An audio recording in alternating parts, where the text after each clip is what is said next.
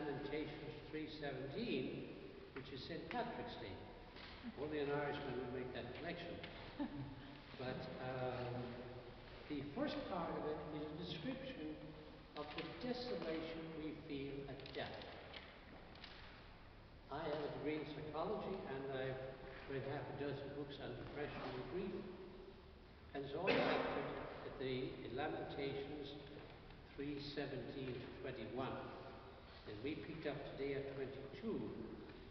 And I'll share those first five with you because the contrast with what we heard today is delightful, as well as very, very comforting. It starts out, my soul is deprived of peace. I have forgotten what happiness is. I tell myself my future's lost. All that I hope for from the Lord. The devastation. The thought of my hopeless poverty is wormwood and gall. Remembering it over and over leaves my soul downcast within me. Again, devastation. Especially of unexpected death. And then there's a wonderful, wonderful but. You know, we always think of this but, you know, as undoing what has just been said. But this but takes us to a whole new level. Because basically those first 5 verses is self-absorption. Nothing wrong with it in self-absorption, we have to do that. It's just when we go too far with it, which is our big temptation. We probably do it more often than not. But it's just like darkness, and then suddenly we see the dawn. It says, but I would call this to mind as my reason to have hope. A very, very powerful virtue. It is hope that leads the young lovers out to meet. It is hope that sends the farmer out to till the soil. It is hope that sends the fisherman out to fish. If they didn't think there was something good to come, expected something good to come, well, they'd stay home. We all would.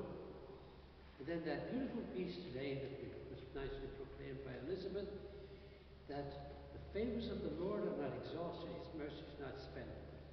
It's like suddenly coming from darkness to dawn, a whole new day, a whole new dimension. And the beautiful line is, the favors of the Lord are not exhausted, his mercy is not spent. They are renewed each morning, so great is his faithfulness. There's the sunrise. We know that no matter how dark it may get in the middle of the night, the sun will come up tomorrow. Even if in cloudy parts of the world we can't see it. That's one of the amazing things of flying above the clouds in an airplane. That from horizon to horizon, you know, sunlight in the daytime. And then pitch darkness at night. I've seen both. And then we can trust the faithfulness of the Lord. And then my portion is the Lord, says my soul. Therefore I will hope in him. We're back to hope again. The portion here is not the piece of pie. It's my inheritance. My inheritance, that's the way they used to put it in those days, was that our inheritance is the Lord, says my soul. It's our birthright. We're all created by the love of God. We spend a short while here. Well, I like to put it, we spend 9 months in the womb, and a huge earthquake occurs and we're born into very loving arms, 99.999% of the time. There is the odd aberration. And then we spend a few short years down here in this life, even if it's 69 or whatever, and another earthquake occurs. We call it death. We're born into eternal glory, the loving arms of our God. That's what our faith means. Unfortunately, we don't think about it until times like this. You know, we think death is morbid. I have been blessed in my life to make my peace of my mortality when I was 23. And that's 54 years ago. And I was recovering from severe lung surgery. They didn't have all the anesthetics and painkillers they have now, so I was left at times with some discomfort. I could still feel the jabbing here. There was was like a hot sword going through. And I wanted to go. I didn't want to go through the pain of recovery. But in that, without knowing it, I was making peace with my mortality.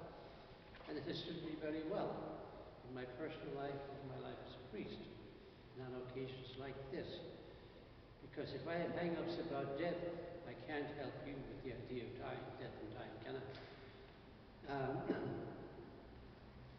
Also,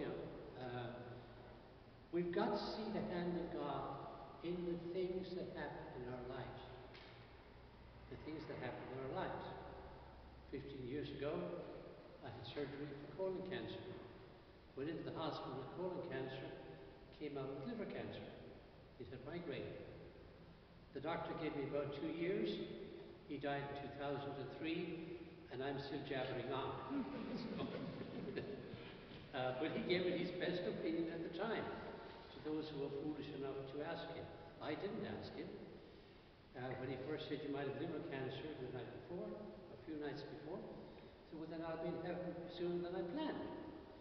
That's what our faith means. If it doesn't mean that, it doesn't mean very much. And at the end of the day, through faith we come, and as Paul says, of course, that with faith, hope, and love, that the greatest is love, because we, at the end of our days, Patricia doesn't need faith anymore. She's got face to face. She doesn't need hope anymore because she's in possession of God in love. So love is one thing that remains eternal for us. So, and that's our call. We're all called to glory. That's our inheritance. If we want to go someplace else, we have to make that choice, right? And so, again, a little word of praise here. Good is the Lord to the one who waits, from the soul that seeks him. It's good to hope in silence for the saving help of the Lord. And Paul put that rather well in another way in that second reading. Paul was a tent maker himself. So again, he used a very practical personal example. And a tent is not where you normally plan to live a long time. A weekend maybe at the beach or at the mountains or something of this kind. Refugees, hopefully for not too long. Sometimes it goes into years. But it's not a permanent arrangement. And so this body of ours, some one of the saints described the body as an overcoat for your soul. I prefer to think of the body as the embodiment of the Spirit, because the body is sacred. When Jesus came down and took a human body, he took his immortality and shared it with our mortality, so that he might bestow upon us immortality. So that's the prayer this week in the church for the aftermath of Epiphany. And so then the gospel is very, very straightforward, that Jesus gives us his purpose, why he came, and that he's not going to leave anybody behind, unless of course we choose to leave behind, but to make that choice. And again, most of us don't. The sad part really is, of course, we don't oftentimes get smart enough to think of these things early enough in life to benefit much, much more from all the consolations and all of the inspiration and all of the enlightenment that faith brings. If we see our faith life as just a matter of obligation, we have missed the boat big time. Because again, God takes delight in us. That's why we're here. And we ought to take delight in God. And our religious practices then should be gratitude above all, the first one, one of the first virtues. If we're grateful, all kinds of other things will fall in place. And we all know people who bitch and whine and complain all the time. We don't want to hear them. We want to avoid them. They get on the phone, we try to avoid them. If we see their number coming up, we won't answer, because they're a royal pain. They're like they're always looking for something, or, the drab downside of life. And it's not that life doesn't have these things, it does have its ups and downs. There are crosses and there are hills to be climbed, and mountains to be climbed at great difficulty. But again, at the other end of it is the joy and the satisfaction of having done so. Jesus put it another way. That a woman who's just painfully delivered a baby no longer remembers the pain, but rejoices that new life is born. And again, there again, we've got the magnificence of life. Human life is the greatest thing on earth, God's greatest creation. I take that a little further, and I say that woman is God's greatest creation because she's the bearer of life, and we all have mothers. Many of you are mothers. There's no arguing with that. Yes, Dad has to sow the seed and light the fuse, so to speak, but he has to twiddle his thumbs for the most part, except the support and love of his wife. And that men are getting better now at sharing the care of children. That's good advance, thanks be to God for that. That we get balancing fatherhood with motherhood. Of course, way back when, poor old Dad was so busy trying to provide for them that he hardly had time to do anything but eat and sleep a little bit. But again, and that's true in a lot of the world today too. But we are blessed here. So my thought this morning then is to give thanks for the life of Patricia. And again, she's one more link in that beautiful chain of life. Some of you wouldn't be here without her. And so I remember one time when I was quite young, 50 years ago, close to that anyway, and I was doing the rehearsal for a 50th wedding anniversary. And they had 8 children, and all 8 of them were on the altar, 4 boys, 4 girls. And the old couple didn't speak English, but I had said in the course of the rehearsal, look at what you started 50 years ago. And of course, everybody else chuckled and laughed, but they didn't get it because they didn't have the language. Then, of course, one of the children explained it, and then they got a very hearty laugh. So if we think of that wonderful, the river of life, and we all have our portion in that. And now, Patricia has gone to glory. And I'll close with this little thing about my own mother's passing at the age of 84 in 1994. When I was preparing some words of wisdom like this for today, back in the old country, I had written out very carefully, because in Ireland a good mass is 30 minutes and a bad one is 35. They're terribly stingy with their time for the Lord, even though they have an expression that when God made time, He made plenty of it. And you've got to see it just like that too, the emphasis on the on, rather. So that wasn't an aberration on my part. But I had written that my mother had gone to glory. Gone to glory. And so rereading it for about the 4th time, it dawned, wow, gone to glory. So that's my expression for this thing called dying ever since. Going to glory. A good friend of mine recently was in the process of dying, a sister that I'd known for 30 years. And I was writing somebody about it, and again that phrase came. She was fading into glory. Fading into glory. What a lovely expression for what we think of as negative dying. Dying is a gift of God.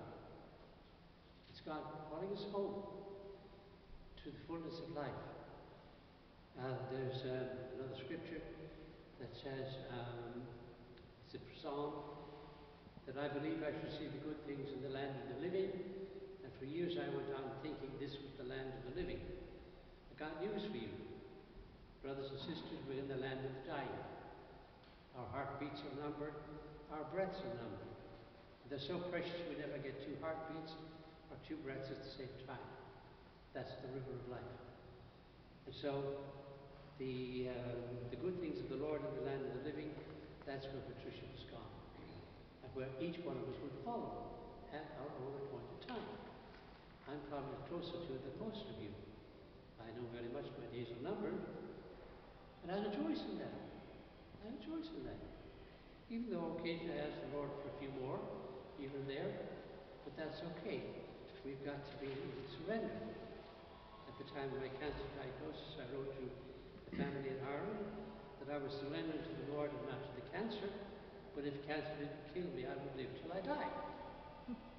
That simple. And if we have to make that part of our thinking, or we're not getting the full benefit of being a believer. So, eternal rest granted to Patricia, O Lord, and let perpetual light shine upon her, and may her lovely soul rest in peace.